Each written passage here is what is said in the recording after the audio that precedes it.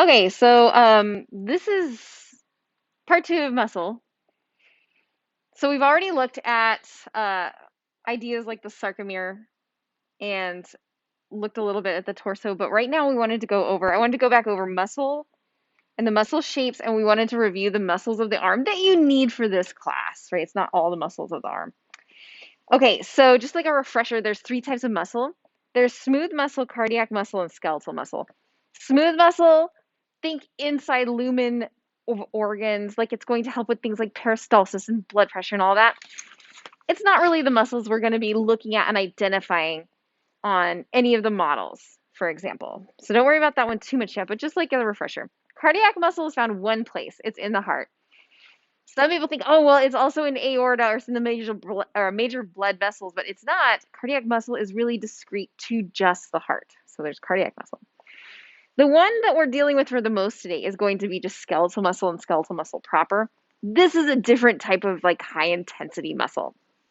Okay.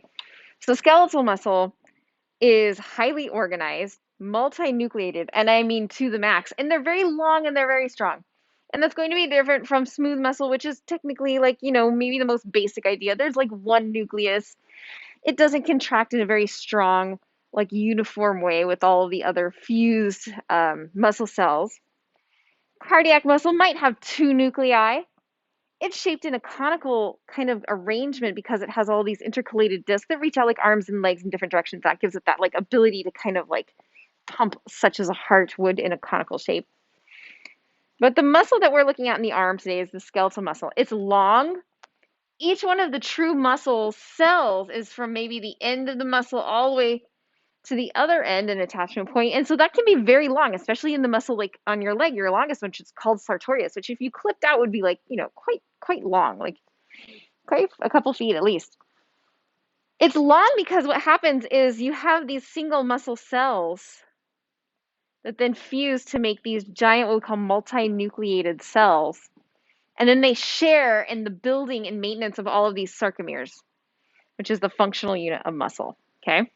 And that's all good lecture stuff. So in lab, we're just like kind of going over some of the basics. Now, you're not going to get to visit all 600 muscles of the body. You can, but you don't have to. So this is an intro class. Okay. We're just going to keep it a little tidy. And we're going to look at the muscles of the arm. Okay. The muscles of the arm are going to be arranged in certain shapes. Okay. Actually, all over the body. Here's a few of those shapes.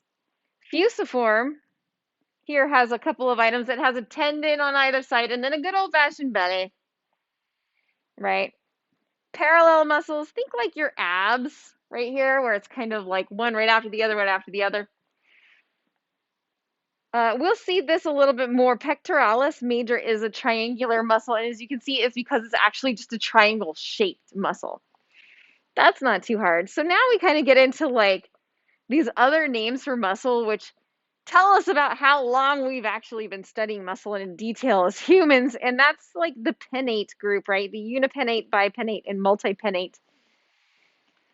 It's it's described as being pinnate because it looks like a pin, which at the time was a quill, right?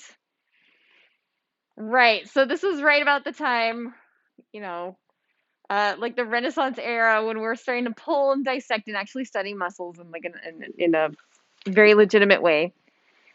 Through less legitimate acquisition of our cadavers.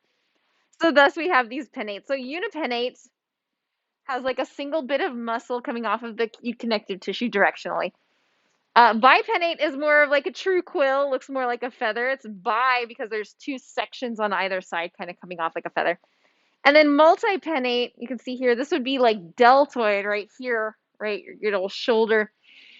There's multiple like kind of muscles coming off in a grouping. And then you have, going another direction is your circular muscles here. This is orbicularis oculi, oculi meaning oculus, like eyes, right? Orbit, as you can see, it's in a circular form. Sphincters usually like to take this one here.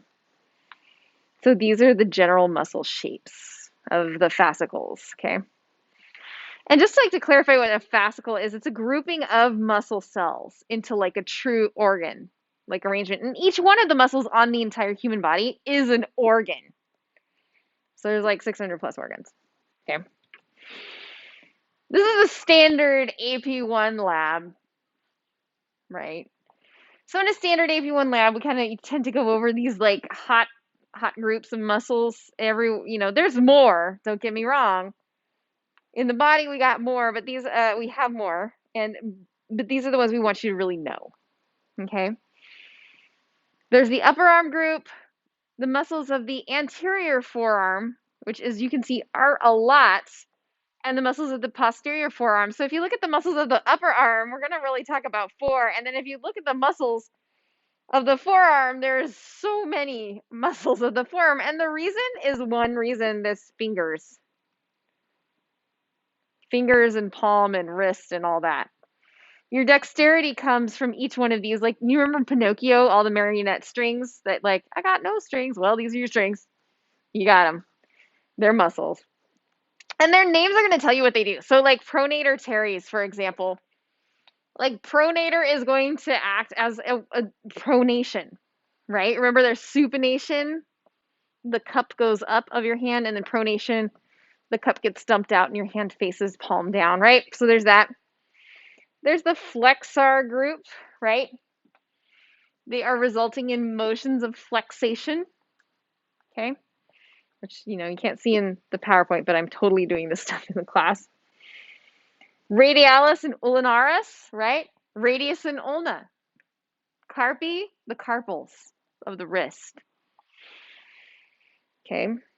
So when you're looking at all of these, you're going to look at what they do and where they are. Their name tells you their story.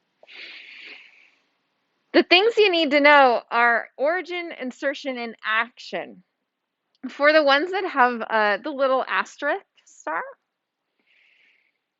origin, insertion, and action. And then like if I could, I'll show you this. So your origin and your insertion points are kind of important concepts, right? So I'm going to draw like a shoulder up here, and then I'm going to use my actual arm. Okay. Let's just take, I don't want to like give names yet, but here is a muscle. Okay. Okay, fine. All right, so your deltoids. All right, first your shoulder muscle. You can feel it, kind of squishy. You get your shots in there. Okay, so your origin and your insertion, how to always easily tell what they are is your insertion, the origin is the part of the muscle that like when you move your muscle, it doesn't move. That's your skeleton that like stays still. The origin stays still, stays put. It's like an anchor. So your anchor point. Okay, and your insertion is like where the tendon reaches down and grabs bone. And this is where we kind of become a lever and we pull and we move the bone around. So like I'm flapping my arm like a chicken. And you would imagine that here's your insertion. Oh, it's spelled terribly, right? And it's going to allow you to move your arm around. So that's origin, insertion. And that's like how you would tell what an origin and an insertion is for all the muscles that we're going to be looking at. Okay, so that's kind of easy, right? So even if you don't know what they are, you don't really technically have to memorize them as much as just be able to know where they're attaching and how they're moving. Okay.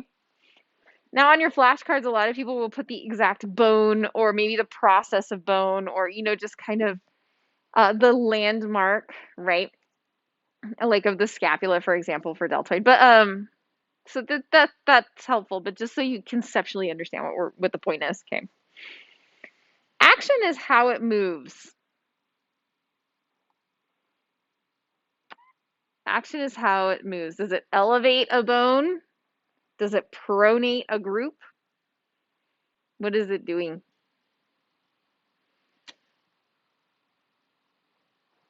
Is it extending? Is it flexing?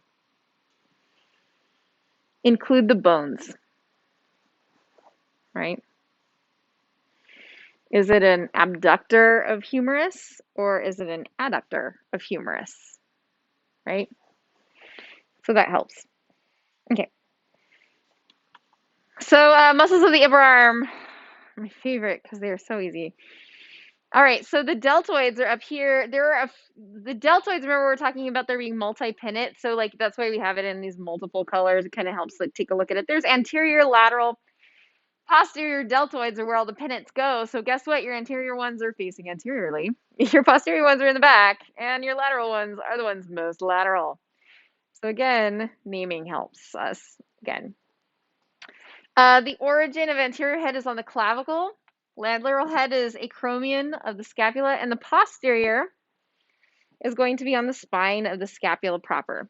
So it kind of makes a little like a semicircle around it. It flexes and rotates the arm. The middle head is going to abduct it. That's kind of one of the main actions. So you can see there's a little bit of pull in multiple directions.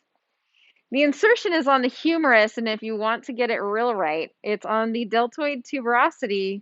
Easy to remember since it includes the word deltoid. It's a tuberosity because that little insertion on there is actually just like pulling on the deltoid. Oops. That way. Okay, right. It's really just pulling on the deltoid. See, it actually makes that big ridge.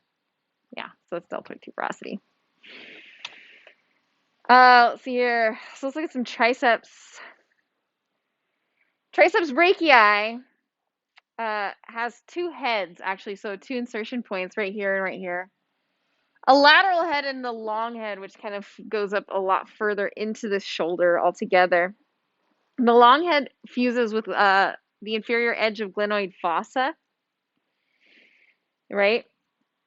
And then the medial and lateral heads are going to insertion to the top of the arm in the humerus. Okay. Or I'm sorry, the origin of the medial and lateral head. Sorry, because that's multiple heads. I got ahead of myself. So olecranon process is the insertion point. So it goes all the way down past the elbow. Remember olecranon? Part of the ulna. Yeah. It clicks right in there. Big C. Okay, and that's just going to extend the elbow. Helps extend the shoulder. That's a big mover. Okay. Biceps brachii is the one we always think of. So brachiating means like to kind of, you know how like apes swing from trees? This motion, I have my hands up in the air and I'm swinging. That's brachiation.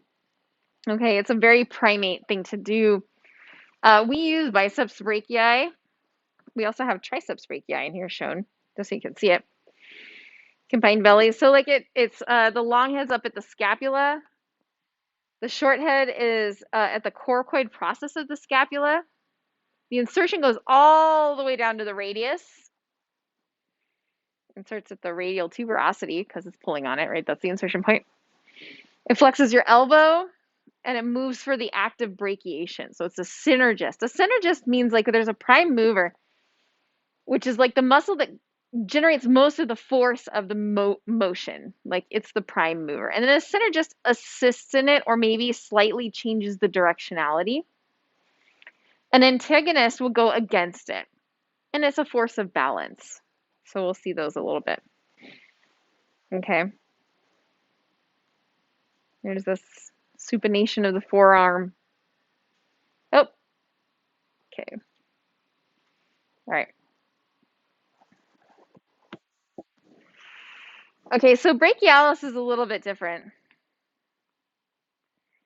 So brachialis is like, it's a humdinger of a mover, honestly. So distal half of the humerus, and then it inserts on ulna. And what it does is it just like, it moves the arm in this upward position. And this is the one that most people think like biceps brachii does. Brachialis, and it's a deep muscle. So it's like under biceps brachii, and it's really strong. And it has that one motion. And we talked earlier about how humerus and ulna have that hinge joint. This is the prime mover of that hinge. Okay, it's a workhorse. Okay, brachioradialis. Another brachiator. We're getting into the forearm a little bit more, but we're still like our origin's still way up here in humerus. The difference is the distal radius is where we have our point of insertion, and so we're really going to be able to like supinate and for the most part, we're gonna just kind of push, supinate and pronate. That's what we're doing. We're moving radialis. Okay, it's one of the muscles that helps us do that. Okay, and pulls back and gives us that radial motion. Okay. So brachioradialis can do both the pronation and the supination. And you can see here, this is an image of it happening. So both of these runners here with the arrows pointed to them, right? They're undergoing both the supination and the pronation from brachioradialis. It's a long one and it really like allows for that big action. Okay. It just depends on the position of the bones in the forearm at the time. All right, so those are the big ones. Let's get down to a lot of these little ones in the fingers. So these are difficult for folks. These are very difficult. The muscles of the anterior forearm. Okay. So as you can see, they're going to be moving different parts of the hand and the wrist. Okay.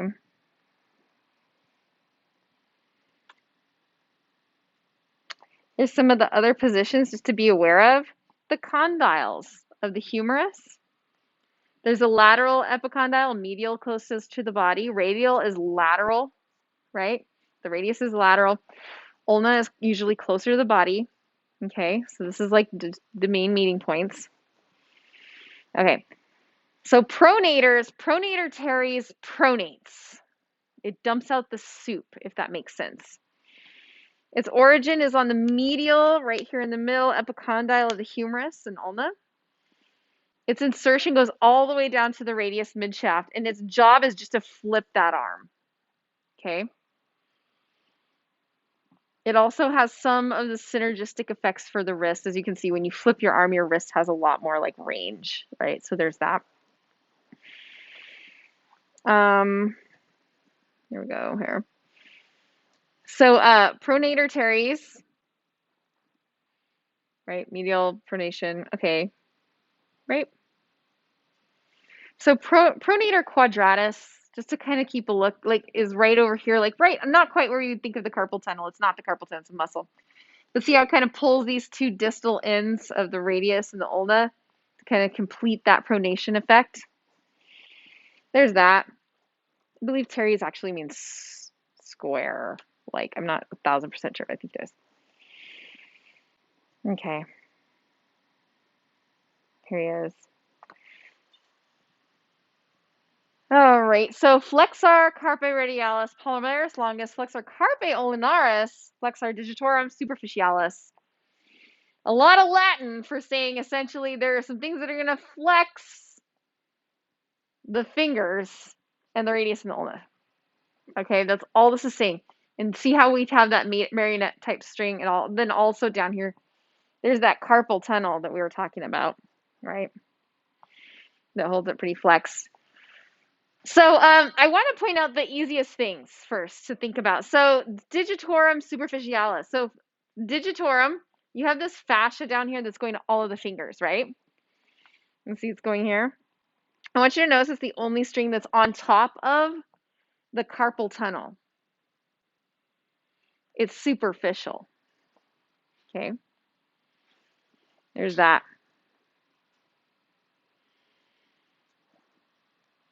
Carpe radialis and carpe ulnaris are going to just be closest to their attachment points, right? So here's carpe radialis, closest to radius. Ulnaris, all the way out here, right? And the one in the middle is palmaris longus, and it's just, think of it as the one that sits in the middle between the radius and the ulna, the flexors. Okay. Some people don't have a palmaris longus, which is kind of interesting, right? That's kind of interesting. So if you'd want to check real quick, you can do it. And like one of the ways you can do it is you flex your wrist to see if you have like one or two, and then like look at them.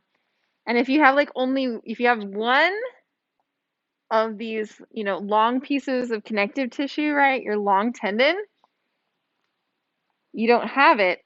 If you see here, like kind of off to the side, this little one, yeah, because this other one is like flexor carpe radialis. It's kind of funny.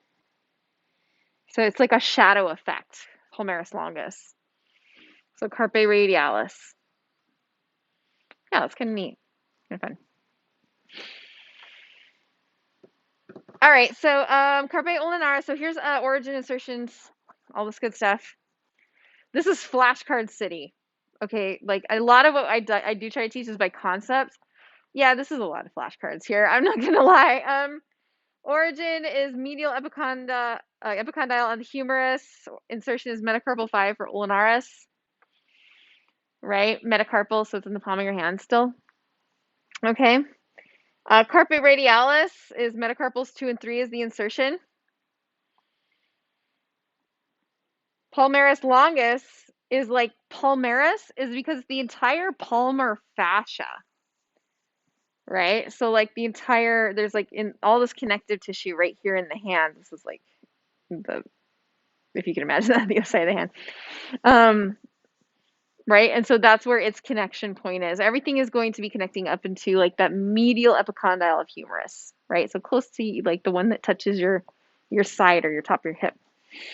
Okay. So those are the ones that are kind of on the top, like, and we were able to see with your wrist a little bit. So then there are ones that are under them. So muscles can get layered up to 3 thick. A lot of them are about 2 layers. So these are the ones that are like on the bottom layer. They're the closest to the actual bones, right? So digitorum profundus and digitorum superficialis, same names. It's like kind of what they're doing is a little different. So digitorum profundus does something profound, and that profound thing is it's going to let them all your fingers fold into a fist, and that is the profound action of it. Does that make sense? Okay. The digitorum superficialis, it just does this one. It like folds them in the middle like a taco, like a hand taco. Like I gotta fit my hand through this super tight sleeve hole kind of situation. So that's what that one does. Okay. On the back, meaning posterior of your arm, right? Posterior of your arm. Extensor carpi radialis longus, extensor carpi ulnaris, extensor digitorum, and the supernator, which sounds like a superhero. And it is, in a way. Okay. All right, so posterior is the deep layer. So supernator holds the soup so it doesn't spill. So it allows for like, if you're in anatomical position, you know your palms are facing forward and you're doing this, supinator is the one that's letting you do that. Okay, supinator, yeah, you're like bringing it in to read the book almost, right? So that's that. Origin is lateral posterior edge of the ulna, and proximal is going to cross all the way down to the radius. Okay. It like kind of interweaves itself a little bit between those two bones to allow for that to be a strong motion. So it goes really, it's like not a weak muscle. As you can see, it's relatively broad as I draw one with red pen. It's like relatively broad right up here, right at the medial epicondyle. So that's good. Okay. All right. What do I have on the slide? FYI. Why aren't those supinator and this one is? Oh, because they focus on the thumb. Right. Pollicis. Pollux. Right? Pollux. Okay, so whenever you see pollicis, it's a thumb one. And so humans, we have like opposable thumbs and we do a lot of thumb stuff, right? Right on. So we have a lot of range of motion. We have some muscles that are dedicated to that. So the pollicis muscles are not on your terms list, but we're gonna look at them because they're important. You should know about them. Okay. So they're kind of the ones that sweep up here. So 1, 2, 3, abductor, extensor, brevis, and extensor longus. See, the longest one just means it has a longer attachment tendon, goes longer. Brevis means it's shorter. They both work to extend it. So if you want to extend your thumb like out, you can really feel like some people can really get that out. right? And then if you abduct it and you put it closer to your hand, right? You like take your hand, your thumb from the outside, hanging out all by itself, put it right in the palm of your hand. That's an abduction. It's been abducted. So that's these three, right? So we have like this long one and the shorter one and then this one, right? Okay. All right. Lateral epicondyle and humerus. No, that's not it. I'm looking for the muscle. Okay, flexor digitorum. That's right. Okay, flexor digitorum superficialis and flexor digitorum profundus. Like the idea is, like we're kind of coming back to this. So they are on the lateral epicondyle up here of humerus, right? So a lot of things attach at your elbow. So have you ever like kind of pulled your elbow or you played tennis or something and like your hand just hurts for the, yeah, there it is, right? Okay. And so lateral epicondyle of our humerus. Um, so superficialis, give it a wave. It's like full that Disney princess wave. Okay, right? That presidential wave. The furly curled fist is profundus. Okay.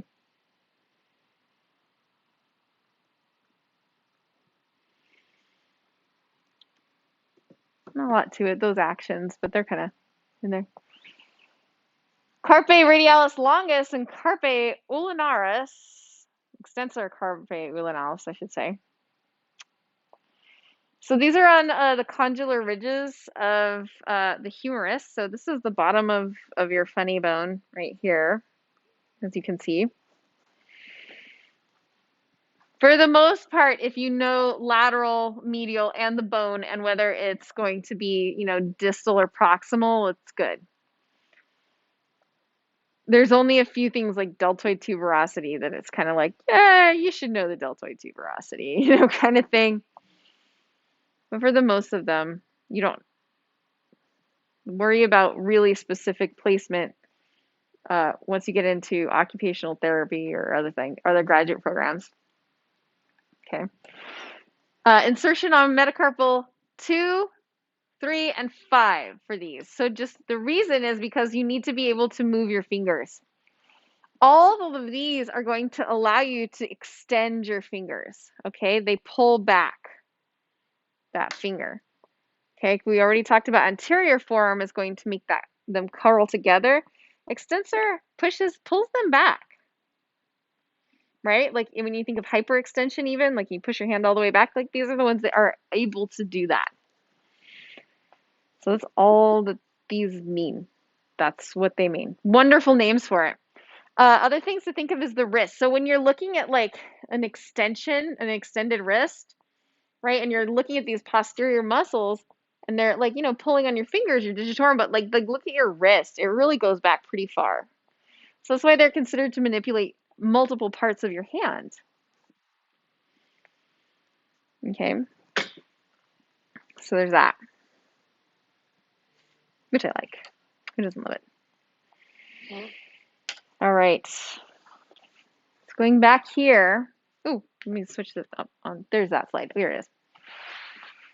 Flexor digitorum superficialis. Extensor carpi radialis longus. Extensor digitorum superficialis. All this is like the anterior and the posterior view. Anterior intermediate, because remember muscles are layered on the arms. You ever see people with really developed forearms and they just like move it and it just like it looks crazy, like vines, right? And this is one of the reasons why is because we have these multiple layers. This is the intermediate layer here. Digitorum superficialis, look at all of these multiple extensions and they're all going back, right, tying right in here to the phalanxes, okay, your insertion points. Okay. I think we've kind of gone through most of this. So extensor carpi radialis longus and brevis. This is just showing the posterior view, but they're just the ones that are, yeah, that's it. Okay. I think that was most of it. That's everything I really kind of wanted to go over. So, right.